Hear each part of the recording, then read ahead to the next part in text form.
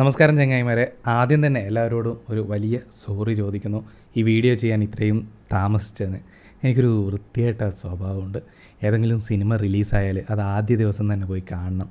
അതുകൊണ്ട് ഇന്നലെ 2 പടങ്ങൾ റിലീസായി. വണ്ണും അതുപോലെ ആണും പെണ്ണും. ഇത് കാണാൻ പോയതുകൊണ്ടാണ് ഇന്നലെ വീഡിയോ ചെയ്യാൻ സാധിക്കാതെ വന്നത്. ക്ഷമിക്കുക.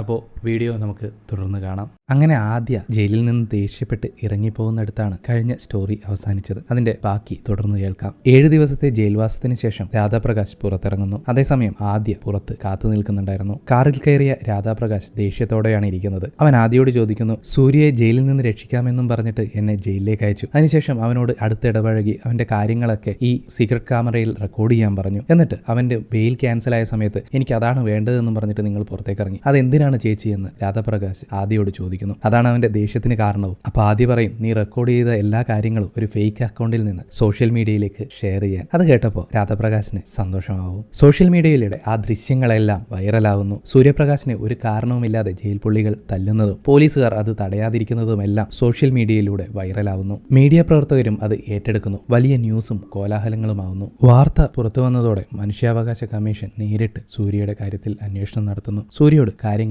ചോദിച്ചറിയുന്നു. എത്രയും വേഗം ബെയിൽ ലഭിക്കാനുള്ള കാര്യങ്ങൾ ചെയ്യാമെന്ന് അവർ ഉറപ്പ് നൽകുന്നു. അപ്പോൾ സൂര്യപ്രകാശ് പറയും, സർ, ഞാൻ തെറ്റ് ചെയ്തിട്ടുണ്ടെങ്കിൽ എന്നെ ശിക്ഷിക്ക്, ഇല്ലായെങ്കിൽ എന്നെ വെറുതെ വിട്. ഇങ്ങനെ ഓരോ പ്രൊസീജിയറും പറഞ്ഞ് എന്നെ ഇനിയും ജയിലിൽ തന്നെ ഇടാൻ നോക്കരുത്. അത് കേട്ടതോടെ അവർക്കും കാര്യങ്ങൾ ബോധ്യപ്പെടും. എത്രയും വേഗം സൂര്യപ്രകാശിന്റെ കേസ് തീർപ്പാക്കാൻ അവർ ഓർഡർ ചെയ്യുന്നു. അങ്ങനെ കേസ് അതിവേഗ കോടതിയിലെത്തുന്നു. വാദിഭാഗം വക്കീൽ എത്രയും വേഗം സൂര്യപ്രകാശിനെ ശിക്ഷിക്കാൻ പറയുമ്പോൾ ആദ്യ പറയുന്നു, പോലീസ് FIR പ്രകാരം ഇദ്ദേഹം ആരുടെയോ കയ്യിൽ നിന്ന് കൊട്ടേഷൻ എടുത്തിട്ടാണ് കൊന്നത്. ആരാണ് കൊട്ടേഷൻ കൊടുത്തതെന്ന് ഇതുവരെ തെളിയിച്ചിട്ടില്ല. പിന്നെ എങ്ങനെ സൂര്യപ്രകാശിനെ ശിക്ഷിക്കാൻ സാധിക്കും? ജഡ്ജ് പോലീസിനോട് കാര്യങ്ങൾ ചോദിക്കുന്നു. കിഷോറിന്റെ മറുപടി, അന്വേഷണം നടക്കുകയാണ്, ഉടനെ തന്നെ പിടിക്കാമെന്നാണ്. ഇനിയും എത്ര കാലമെന്ന് ജഡ്ജ് പരിഹസിച്ചിരിക്കുന്നു. അതുപോലെ തന്നെ സൂര്യപ്രകാശിന് എതിരായി വന്ന തെളിവുകൾ ഓരോന്നും കെട്ടിച്ചമച്ചതാണെന്ന് ആദ്യ കോടതിയിൽ പ്രൂവ് ചെയ്യുന്നു. ഷർട്ടിന്റെ സൈസ് പോലും വേറെയാണ്. വലത് കൈ കൊണ്ട് കുത്തിക്കുന്നു എന്ന് പറയുന്നതും തെറ്റാണ്. സൂര്യപ്രകാശിന്റെ വലത് കൈ ചെറുപ്പത്തിൽ ക്രിക്കറ്റ് കളിക്കുന്നതിനിടയിൽ പൊട്ടിയിരുന്നു എന്നും അതുകൊണ്ട് തന്നെ ആ കൈക്ക് ബലമില്ല എന്നും കോടതിയിൽ തെളിയിക്കുന്നു. അതുകൊണ്ട് തന്നെ വലത് കൈയാൽ അദ്ദേഹത്തിന് കൊല്ലാൻ സാധിക്കില്ല എന്നും ആദ്യ പ്രൂവ് ചെയ്യുന്നു. അതുപോലെ തന്നെ ദൃക്സാക്ഷിയായ ചന്ദ്രയെയും നുണ പറയുന്നതാണ് എന്ന് ആദ്യ പ്രൂവ് ചെയ്യുന്നു. കോർട്ട് തെളിവുകളെല്ലാം പരിശോധിച്ചതിന് ശേഷം സൂര്യപ്രകാശിനെ നിരപരാധിയായി വിട്ടയക്കുന്നു. സൂര്യയ്ക്ക് സന്തോഷവും സങ്കടവും അടക്കാൻ കഴിയുന്നതിലും അപ്പുറമായിരുന്നു. കോടതിക്ക് വെളിയിൽ കിഷോറിനെ കണ്ട സൂര്യപ്രകാശ് അവന് ദേഷ്യത്തോടെ നോക്കി തിരിച്ചു നടക്കുന്നു. സ്വന്തം വീട്ടിലേക്ക് തിരിച്ചുപോയ അവൻ അച്ഛനെയും അമ്മയെയും കുറിച്ചോർത്ത് നിലവിളിച്ച് കരഞ്ഞു. കുറച്ചു ദിവസങ്ങൾക്ക് ശേഷം സൂര്യ മരിച്ചുപോയ രാജഗോപാൽ സാറിന്റെ വീട്ടിലേക്ക് പോകുന്നു. അവിടെ വെച്ചാണ് ആദ്യ രാജഗോപാലിന്റെ മകളാണ് എന്ന് സൂര്യയും കൂട്ടുകാരനും തിരിച്ചറിയുന്നത്. അങ്ങനെ സൂര്യയും ഫ്രണ്ടും ആദ്യയുടെ അടുത്തേക്ക് പോകുന്നു. തുടർന്ന് അവർ 211 കേസ് ഫയൽ ചെയ്യാനുള്ള കാര്യങ്ങൾ മുന്നോട്ട് നീക്കുന്നു. അപ്പോൾ സൂര്യ പറയും, നമ്മൾ ഇത് ഫയൽ ചെയ്യുന്നതിന് മുമ്പ് എല്ലാ തെളിവുകളും നമ്മുടെ കയ്യിലുണ്ടായിരിക്കണം, ഇല്ലായെങ്കിൽ അവൻ രക്ഷപ്പെടും. ആദ്യം അവർ ചന്ദ്രയ്യ, അതായത് ദൃക്സാക്ഷിയെ പൊക്കുന്നു. താൻ കിഷോറിന്റെ മനസാക്ഷി സൂക്ഷിപ്പുകാരനാണെന്നും തന്നെ ഭയങ്കര വിശ്വാസമാണ് കിഷോറിനു എന്നും അയാൾ പറയുന്നു. കിഷോർ തന്നെയാണ് ആ കൊലപാതകത്തിന് പിന്നിൽ എന്ന് ചന്ദ്രയ്യ അവരോട് പറയുന്നു. കിഷോർ തന്നെയാണ് കൊലയാളികളെ വാടകയ്ക്കെടുത്തത്. കൊലപാതകത്തിന് ശേഷം അവരെയും കൊല്ലാനായിരുന്നു കിഷോറിന്റെ പ്ലാൻ. പക്ഷേ അവർ രക്ഷപ്പെട്ടു പോകുന്നു. അതിനാലാണ് സൂര്യപ്രകാശിനെ ഈ കേസിലേക്ക് കുടുക്കിയത്. ശേഷം ആ കൊലയാളികളെ കിഷോർ തന്നെ തിരഞ്ഞുപിടിച്ച് കൊല്ലുകയും ചെയ്തു. ഈ കാര്യങ്ങളെല്ലാം ചന്ദ്രയ്യ അവരോട് തുറന്നു പറയുന്നു. കിഷോറിന്റെ വക്കീൽ ചന്ദ്രയെക്കുറിച്ച് ചോദിക്കുന്നു. അയാൾക്ക് കോടതിയിൽ പറയാനുള്ള കാര്യങ്ങൾ പറഞ്ഞു കൊടുക്കുന്നതിന് വേണ്ടിയിട്ടാണത്. പക്ഷേ അയാളെ അവിടെ കാണാനുണ്ടായിരുന്നില്ല. Mobile switch ഓഫുമാണ്. അതോടെ ചന്ദ്രയ്യ സൂര്യയുടെ പിടിയിലാണെന്ന് അവർക്ക് മനസ്സിലാവുന്നു. വീണ്ടും കോടതി. കിഷോറിന്റെ വക്കീൽ പോലീസുകാർക്ക് അനുകൂലമായി സംസാരിക്കുന്നു. അതായത് ഒരു കുറ്റകൃത്യം നടന്നു കഴിഞ്ഞാൽ പോലീസ് അവിടെ എത്തുകയും സാഹചര്യ തെളിവുകളുടെ അടിസ്ഥാനത്തിലാണ് ഒരു പ്രതിയെ അറസ്റ്റ് ചെയ്യുകയും ചെയ്യുന്നത്. അവർ ചെയ്യുന്നത് അവരുടെ ജോലിയാണ്. അതിനൊക്കെ ഓരോ രീതി ഉണ്ട് താനും. അങ്ങനെ കുറ്റവാളികളെല്ലാം പോലീസുകാർക്കെതിരെ കേസ് കൊടുക്കാൻ നിന്നു കഴിഞ്ഞാൽ ഈ നിയമവ്യവസ്ഥ എന്തായിരിക്കും എന്ന് വക്കീൽ ചോദിക്കുന്നു. അതുകൊണ്ട് തന്നെ ഈ 211 കേസ് റദ്ദ് ചെയ്യണമെന്ന് അയാൾ വാദിക്കുന്നു. ആദ്യയുടെ വാദത്തിൽ പറയുന്നത്, സൂര്യപ്രകാശ് ഇപ്പോൾ നിരപരാധിയാണെന്ന് കോടതി വിധിച്ചു കഴിഞ്ഞു. പക്ഷേ സോഷ്യൽ മീഡിയയിലും ന്യൂസിലും പത്രത്തിലും എല്ലാത്തിലും അയാൾ അക്യൂസ്ഡ് എന്ന് തന്നെയാണ് അറിയപ്പെട്ടിരുന്നത്. അതുകൊണ്ട് തന്നെ അയാളുടെ ജീവിതത്തിൽ നിന്ന് ഇനി ഒരിക്കലും അത് മായ്ക്കാനാവില്ല. അത് ശരിക്കും വ്യക്തിഹത്യ തന്നെയാണ്. ഇല്ലാത്ത കേസ് അയാളുടെ മേലെ കെട്ടിച്ചമച്ചതാണ്. അതുകൊണ്ട് തന്നെ ഈ കേസ് വാലിഡാണ് എന്ന് ആദ്യ പറയുന്നു.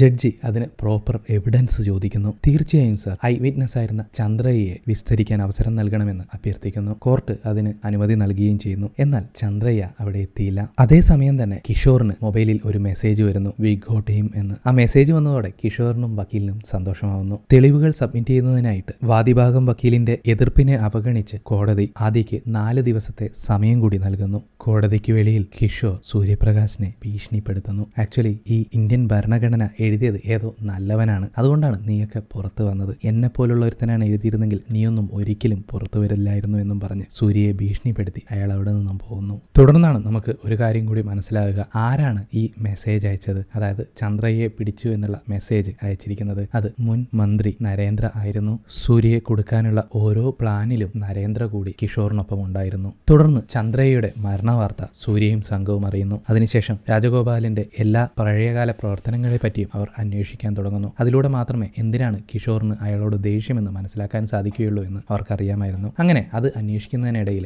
100 കോടിയുടെ ഒരു ലാൻഡ് സ്കാം കേസ് അവരുടെ മുന്നിലേക്ക് വരുന്നു. അതിനെപ്പറ്റിയുള്ള കൂടുതൽ വിവരങ്ങൾ അന്വേഷിക്കുമ്പോൾ അവർക്ക് മനസ്സിലാക്കാൻ സാധിക്കുന്നത് ആ കേസ് പത്രക്കാരും ബാക്കിയുള്ളവരും ഒക്കെ മറക്കുന്നതിന് വേണ്ടിയിട്ടാണ് രാജഗോപാൽ എന്ന വ്യക്തിയെ കൊല്ലുന്നത്. രാജഗോപാലിന്റെ കൊലപാതകത്തിലൂടെ മീഡിയസും മറ്റുമെല്ലാം ആ കൊലപാതകത്തിന് പിന്നാലെ പോയി. ലാൻഡ് സ്കാം കേസുകൾ എല്ലാവരും മറന്നു. വെറും കോളൻ ന്യൂസ് മാത്രമായിട്ട് അത് ഒതുങ്ങിപ്പോയി എന്ന് സൂര്യ കണ്ടെത്തുന്നു. അങ്ങനെ സൂര്യ അതുമായി ബന്ധപ്പെട്ട് കിഷോറിന്റെ ഓരോ രേഖകളും കണ്ടെത്താൻ ശ്രമിക്കുന്നു. ബാങ്ക് ഡീറ്റെയിൽസും ഫോൺ കോളുകളുടെ ഡീറ്റെയിൽസും എല്ലാം കണ്ടെത്താൻ ശ്രമിക്കുകയാണ്. തുടർന്ന് 5 വർഷം മുമ്പ് നടന്ന കാര്യങ്ങൾ ഓരോന്നായി നമ്മളെ കാണിച്ചു തരുന്നു. കിഷോറും നാഗേന്ദ്രയുമാണ് ആ ലാൻഡ് സ്കാമിന് പിന്നിൽ. അവർ രണ്ടുപേരും കൂടി പ്ലാൻ ചെയ്താണ് രാജഗോപാലിനെ കൊന്നത്. അതിന്റെ റീസൺ സൂര്യ നേരത്തെ കണ്ടുപിടിച്ചത് തന്നെയായിരുന്നു. ലാൻഡ് സ്കാം കേസ് മീഡിയയുടെ കണ്ണിൽ നിന്നും തുടച്ചു മാറ്റുക. 4 ദിവസങ്ങൾക്ക് ശേഷം വീണ്ടും കോർട്ട് ആദ്യ കിഷോറിനെ വിസ്തരിക്കുകയും അതിലൂടെ കിഷോറും നാഗേന്ദ്രയും തമ്മിലുള്ള ബന്ധം കോടതിക്ക് ബോധ്യപ്പെടുത്തുകയും ചെയ്യുന്നു. അവരുടെ ബാങ്ക് ട്രാൻസാക്ഷനും കോൾ ഡീറ്റെയിൽസും ഒക്കെ അവർ കോടതിയിൽ സബ്മിറ്റ് ചെയ്യുന്നു. കിഷോറിന്റെ വക്കീൽ പലതവണ ശ്രമിച്ചെങ്കിലും കോടതി ആദ്യയുടെ വാക്കുകൾ മാത്രമാണ് കേട്ടത്. തുടർന്ന് അവർ സംസാരിച്ചത് എന്താണെന്ന് അറിയുന്നതിന് വേണ്ടിയിട്ട് കോൾ റെക്കോർഡിംഗ്സിന് വേണ്ടി ട്രായയുടെ അനുമതി വേണമെന്ന് ആദ്യ ആവശ്യപ്പെടുന്നു. കോടതി അത് സമ്മതിക്കുകയും ചെയ്യുന്നു. അങ്ങനെ കോടതി അന്നേക്ക് പിരിയുന്നു. ശേഷം കിഷോറും വക്കീലും മന്ത്രി നാഗേന്ദ്രയും ഒരു രഹസ്യ മീറ്റിംഗ് ചേരുന്നു. അവിടെ വെച്ച് ആദ്യയെ കൊണ്ട് കേസ് വിത്ഡ്രോ ചെയ്യിപ്പിക്കുന്നതിന് വേണ്ടിയിട്ടുള്ള മാർഗങ്ങൾ ആലോചിക്കുന്നു. തുടർന്ന് കാറിൽ പോവുകയായിരുന്ന ആദ്യയെ അവർ പിടിച്ചുകൊണ്ടുവരുന്നു. നാഗേന്ദ്ര പലതവണ പറഞ്ഞു നോക്കുന്നു, പക്ഷേ ആദ്യ ഭയപ്പെടുന്നില്ല. അതിനുശേഷം ആദ്യയെ ഒന്നും ചെയ്യാതെ പോയിക്കോളൂ എന്ന് പറയുന്നു. അവൾ തിരിച്ചു നടക്കുന്നു. ഒരുപാട് സംശയത്തോടു കൂടിയാണ് തിരിച്ചു നടക്കുന്നത്. പെട്ടെന്ന് അവളുടെ മുന്നിലേക്ക് സൂര്യയെ തലകീഴായി കെട്ടിത്തൂക്കുന്നു. അവനെ ഒരുപാട് അടിച്ചും മർദ്ദിച്ചും ചോരയൊലിച്ചു നിൽക്കുകയാണ്. അതുകണ്ട് ആദ്യ ഭയപ്പെട്ടു. അപ്പോ നാഗേന്ദ്ര ആദ്യയോട് പറയും, ഇനി നീ നേരെ പോയിട്ട് കേസ് വിത്ഡ്രോ ചെയ്യുക, അതിനുശേഷം ഇവനെ ഇവിടെ നിന്ന് കൊണ്ടുപോയിക്കോളൂ എന്ന്. ശരിക്കും സംഭവിച്ചത് എന്താണെന്ന് വെച്ച് കഴിഞ്ഞാൽ നാഗേന്ദ്രയും കിഷോറും കൂടി സൂര്യയെ കാണുകയും അവന് പണം കൊടുത്ത് കേസ് വിത്ഡ്രോ ചെയ്യാൻ പറയുകയും ചെയ്യുന്നു. അവൻ അത് സമ്മതിക്കുന്നില്ല. എനിക്ക് വേണ്ടത് നിങ്ങളുടെ പണമല്ല, ന്യായമാണ് എന്ന് പറഞ്ഞു പോകുന്ന അവനെ കിഷോർ തലക്കടിച്ച് വീഴ്ത്തുകയായിരുന്നു. പിറ്റേ ദിവസം രാവിലെ ആദ്യ കോടതിയിലെത്തുന്നു. അവൾക്ക് എന്താണ് ചെയ്യേണ്ടതെന്ന് മനസ്സിലാവുന്നില്ല. സൂര്യയുടെ ഫ്രണ്ടും രാധയും അങ്ങോട്ടേക്ക് എത്തുന്നു. സൂര്യയെ എത്ര തവണ വിളിച്ചിട്ടും ഫോൺ എടുക്കുന്നില്ല എന്ന് സൂര്യയുടെ ഫ്രണ്ട് കരഞ്ഞു പറയുന്നു. അപ്പോൾ ആദ്യ പറയും അവൻ നാഗേന്ദ്രയുടെ അടുത്താണുള്ളത്. മരണത്തിനും ജീവിതത്തിനും ഇടയിൽ മല്ലടിച്ചുകൊണ്ടിരിക്കുകയാണ്. കേസ് വിത്ഡ്രോ ചെയ്തെങ്കിൽ മാത്രമേ അവനെ വെറുതെ വിടുകയുള്ളൂ എന്നാണ് അവർ പറയുന്നത്. ഉടനെ ഫ്രണ്ട് കരഞ്ഞ് കാല് പിടിച്ച് പറയും നമുക്ക് കേസ് വിത്ഡ്രോ ചെയ്യാമെന്ന്. പക്ഷേ ആദ്യ ഒന്നും മിണ്ടാതെ ഇരിക്കുകയാണ്. അതുകൊണ്ട് തന്നെ രാധയും സൂര്യയുടെ ഫ്രണ്ടും ദേഷ്യപ്പെട്ട് അവിടെ നിന്നും പോകാൻ ഒരുങ്ങുന്നു. അപ്പോൾ ആദ്യ പറയും നിങ്ങൾ നിങ്ങളുടെ ഫ്രണ്ടിനെ കുറിച്ച് മാത്രമാണ് ചിന്തിക്കുന്നത്, പക്ഷെ സൂര്യ ഇതുപോലുള്ള 100 കണക്കിന് ആളുകളുടെ ജീവിതത്തിൽ വെളിച്ചമാകാനാണ് ആഗ്രഹിക്കുന്നത്. ഈ കേസിലെ വിധി അവരുടെ എല്ലാം ജീവിതത്തിൽ വെളിച്ചമാകുമെന്നാണ് അവൻ പറയുന്നത്. ഇനി നിങ്ങൾ പറ, ഞാൻ എന്ത് ചെയ്യണം? ഇപ്പോൾ നാം ഒന്നും ചിന്തിക്കാതെ മുന്നോട്ടേക്ക് പോയാൽ ഒരു പുതിയ ചരിത്രം എഴുതാം, ഇല്ല എങ്കിൽ ചരിത്രത്തിൽ ഒന്നുമില്ലാതാവാം. അവരിത് പറഞ്ഞുകൊണ്ടിരിക്കുന്നതിനിടയിൽ അവിടുത്തെ ക്ലർക്ക് വന്നിട്ട് ആ കോടതി മുറി തുറക്കുന്നു. അവിടെ സാക്ഷിക്കൂടിൽ സൂര്യ ചോരയിൽ കുളിച്ച് കിടക്കുകയാണ്. അയാൾ ഒരു നിമിഷം നിലവിളിച്ചു പോയി. ഇത് കേട്ട ആദ്യയും സംഘവും അങ്ങോട്ടേക്ക് ഓടിയെത്തി. ജഡ്ജും അവിടത്തേക്ക് എത്തുന്നു. അയാൾ ആംബുലൻസ് വിളിച്ച് സൂര്യ ആശുപത്രിയിലേക്ക് എത്തിക്കാൻ പറയുന്നു. സ്ട്രക്ചറിൽ അവനെ അങ്ങോട്ടേക്ക് കൊണ്ടുപോവുകയാണ്. അതിനിടയിൽ അവൻ ജഡ്ജിനോട് പറയുന്നു, സർ, ഇന്ന് നിങ്ങൾ പറയാൻ പോകുന്ന വിധി തീർച്ചയായും പുതിയൊരു ചരിത്രമായിരിക്കണം. ഇവിടെ ഗുണ്ടകളും രാഷ്ട്രീയക്കാരുമാണ് ഈ നാട് ഭരിക്കുന്നത്. നിയമത്തെയും അവർ തന്നെ അങ്ങനെ വിലക്കെടുക്കാൻ അനുവദിക്കരുത്. എല്ലാവരും ചേർന്ന് അവനെ ആംബുലൻസിൽ കയറ്റി ആശുപത്രിയിലേക്ക് കൊണ്ടുപോകുന്നു. 15 ദിവസങ്ങൾക്ക് ശേഷം വിധി ദിവസം വന്നെത്തുന്നു. കിഷോറും നാഗേന്ദ്രയുമാണ് ഇതിന് പിന്നിലെന്ന് തെളിവുകളെല്ലാം കോടതിക്ക് ലഭിച്ചിരിക്കുന്നു, കോൾ റെക്കോർഡിംഗ്സ് അടക്കം. അങ്ങനെ ഒരു വീൽ ചെയറിൽ സൂര്യയും അങ്ങോട്ടേക്ക് എത്തുന്നു. കിഷോറിനും നാഗേന്ദ്രയ്ക്കും ജീവപര്യന്തം കഠിന തടവിന് ശിക്ഷിക്കുന്നു. ജാമ്യം പോലും അനുവദിക്കരുതെന്നും കോടതി നിർദ്ദേശിക്കുന്നു. അങ്ങനെ വിജയം കൈവരിച്ച സന്തോഷത്തിൽ സൂര്യയും ആദ്യയും കൂട്ടുകാരും കോടതിക്ക് വെളിയിലേക്ക് പുതിയൊരു ജീവിതം. അപ്പോൾ ഇങ്ങനെയാണ് ഈ സിനിമ അവസാനിക്കുന്നത്. നാന്തി എന്ന സിനിമയുടെ മലയാളം സബ് ടൈറ്റിൽ അവൈലബിൾ ആണ്. മൂവി മിറർ പരിഭാഷകൾ എന്ന് പറയുന്ന ടെലിഗ്രാം ചാനലിൽ നിന്ന് നിങ്ങൾക്ക് ഡൗൺലോഡ് ചെയ്യാൻ സാധിക്കും. അപ്പോൾ അത് ചെയ്തിരിക്കുന്നത് ഞാനും എൻ്റെ 2 സുഹൃത്തുക്കളും ചേർന്നാണ്. നിങ്ങൾ തീർച്ചയായും ഒന്ന് കണ്ടു നോക്കുക. കണ്ടിട്ട് നിങ്ങളുടെ അഭിപ്രായം തീർച്ചയായും കമൻറ്റ് ചെയ്യുക. അപ്പോൾ വീണ്ടും കാണാം. അതുവരെ